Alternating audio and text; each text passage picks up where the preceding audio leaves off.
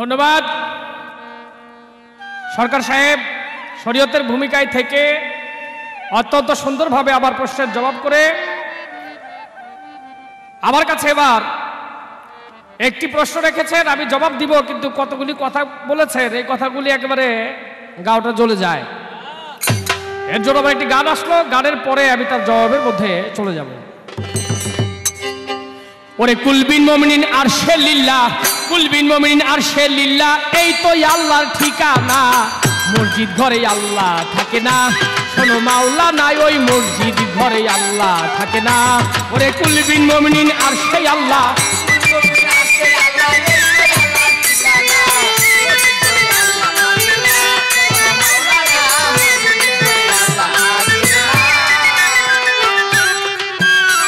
যদি মক্কা গেলে খোদা মিলতো, নবী মিলতো মদিনায়, দেশে ফিরে কেউ আইতো না হজ করিতে যারা যায়।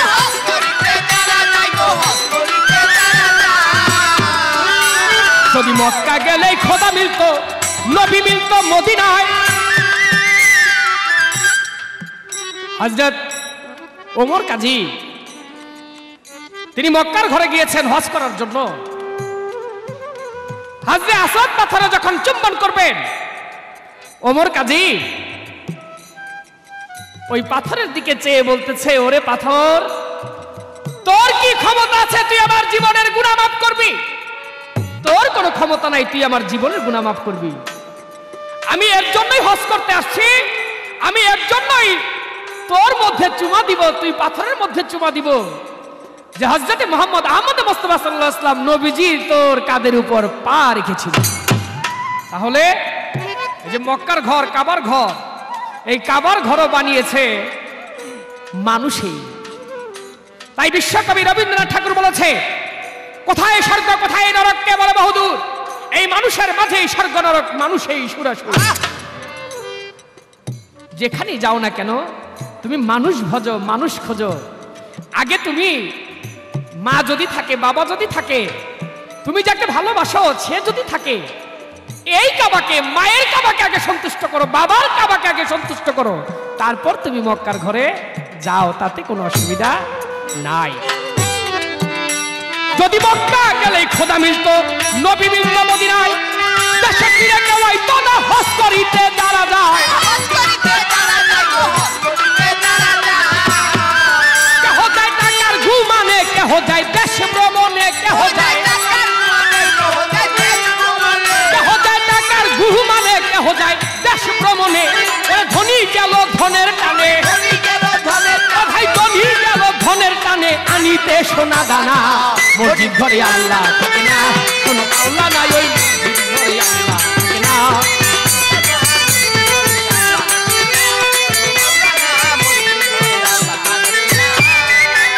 ভাই মক্কা যাইতে হজ করিতে খরচ করলি যে টাকা, এই টাকা গরিবকে দিলে গরিব আর থাকে কেথা।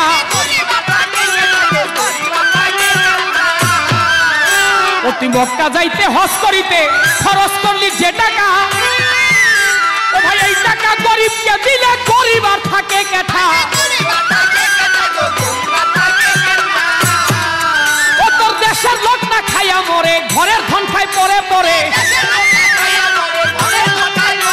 এই দেশের লোক না খাইয়া মরে, ঘরের ধন খায় পরে পরে। সত্য কথা বললে পরে, ও ভাই সত্য কথা বললে পরে এই দেশে থাকতেই পারবো না।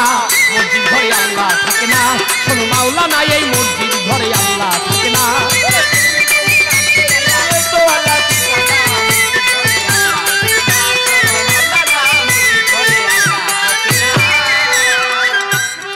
বলে কাজলদার সাহেব, পাগলে কিনা কয় আর ছাগলে কিনা খায়।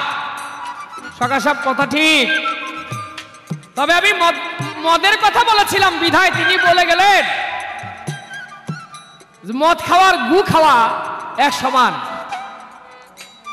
সরকার সাহেব যদি তাই হয়, পবিত্র কোরআন শরীফের মধ্যে, আমি মন্দ বলতেছি না, আমি বলতেছি, আপনাকে বলতে চাচ্ছি এই কথাটা, যারা অন্যায় করে তারা যেন না করে। পবিত্র কোরআন শরীফের মধ্যে সূরা নাহলের মধ্যে আল্লাহ পাক বলেছেন, মদ হইল জ্ঞানী লোকের জন্য নিদর্শন স্বরূপ। অজ্ঞানীতা খাইতে পারবে না। মস্ত বড় একজন আল্লাহ আল্লাহ ছিলেন, যার নাম হইল ওমর খৈয়াম।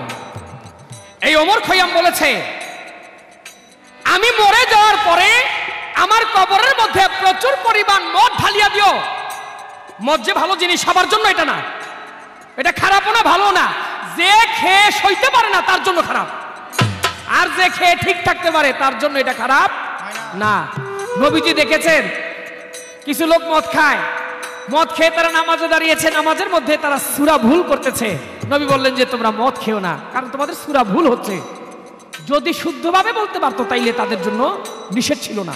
আবার নাহলের মধ্যে আল্লাহ পাক ঘোষণা করেছেন জ্ঞানী লোকের জন্য, অজ্ঞানীর জন্য না।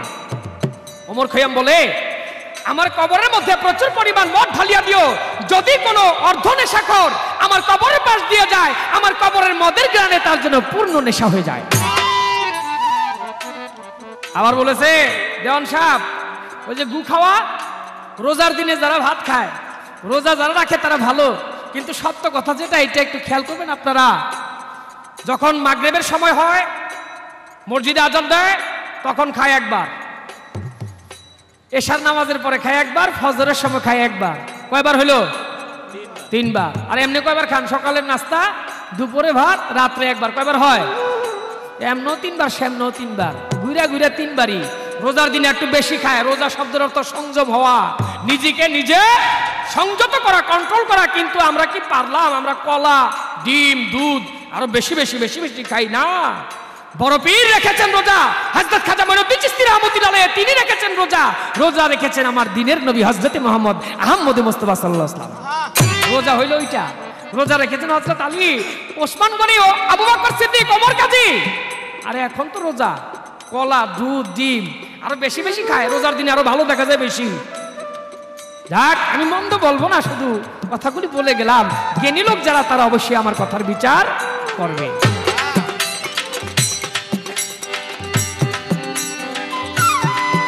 ও তুই মক্কা যাইতে হজ করিতে খরচ করলি যে টাকা।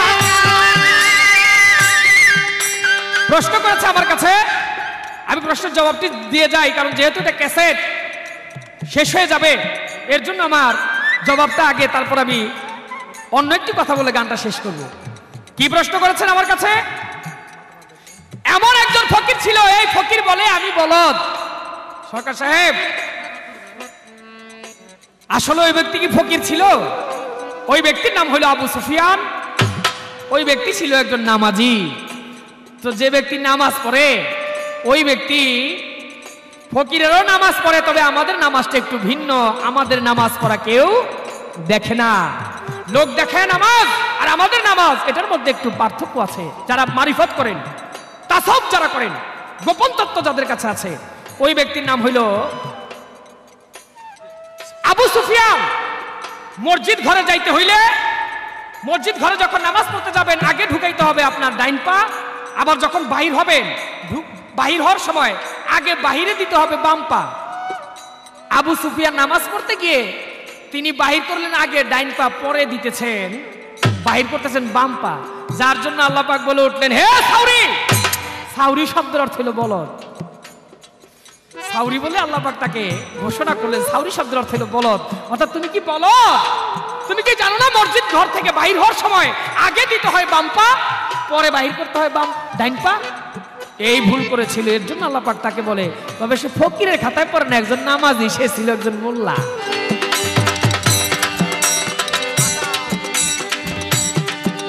মাতাল রাজ্জাকে কয়, সারা জীবন লুইটা খাইয়া পরের মাল, পরে তাই দেখিয়া পিছন হইতে চোখ রাঙ্গাইল মহাকাল। মাতাল রাজ্জাকে কয়, সারা জীবন লুইটা খাইয়া পরের মাল,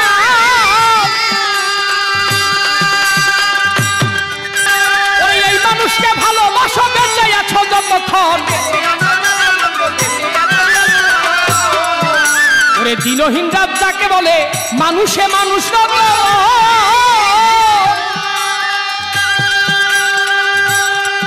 কথা মনে পড়ে গেছে একটা।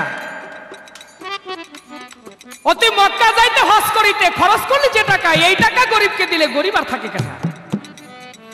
আবার শেষের ছন্দে আমার দয়াল, যিনি আমার ওস্তাদ, যিনি আমার পিতা, তিনি বলেছেন দিনহীন রাত যাকে বলে মানুষে মানুষ রতন।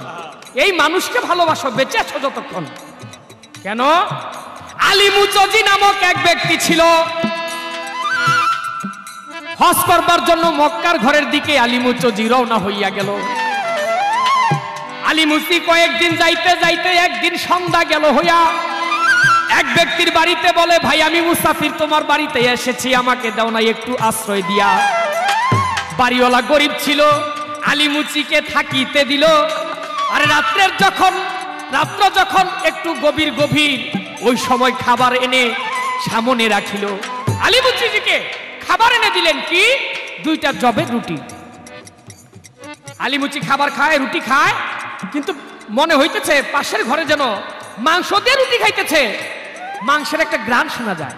বাড়িওয়ালা আলিমুচি ভাবে, পাশের ঘরে আমি যার বাড়িতে আসলাম সে খায় মাংস দিয়ে রুটি, আমাকে একটু ঝোলও তো দিতে পারতো, শুধু রুটি কি খাওয়া যায়? সকালে আমি বাড়িওয়ালাকে প্রশ্ন করব, কেন করলে এটা ভাই? সুখের রজনী যখন পুহাইয়া গেল, পূর্বের ভানু পূর্বে উদয় হইয়াছিল। আলিমুচজি ঘর হইতে যাই রে বাহির হইয়া, ডাক দিয়া কয়, বাড়িওয়ালা ভাই তোমায় আমি দিতেছি বলিয়া। ডাক দিয়ে বলে, বাড়িওয়ালা ভাই একটা প্রশ্ন করবো তোমাকে, জবাব দিবে। বলে, প্রশ্ন করো। বলে, ভাই তুমি রাত্রের বেলা আমাকে 2টা রুটি দিলা, মনে হইল তুমি পাশের ঘরে মাংস দিয়ে রুটি খাইলা, তুমি তো আমাকে একটু ঝোলও দিতে পারতা।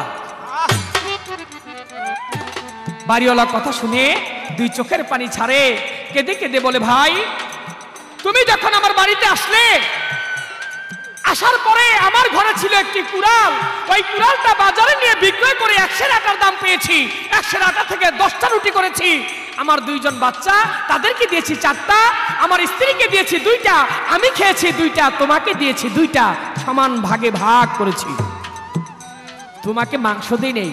আমি যখন বাজার থেকে আসি দেখি নদী দিয়ে একটা মরা গরু ভেসে যায়, ওই মরা গরু থেকে আমি মাংস নিয়ে আসলাম, ওই মাংস কেটে রান্না করে আমি খেয়েছি। কারণ আমার এমন অবস্থা, ঘরে কোনো খাবার দাবার নাই ভাই, আমি খেয়েছি, আমার স্ত্রীকে দিয়েছি, আমার সন্তানদেরকে দিয়েছি, তোমাকে দেই নেই, কারণ তুমি তো আর ক্ষুধার তাড়নায় মরে যাও না।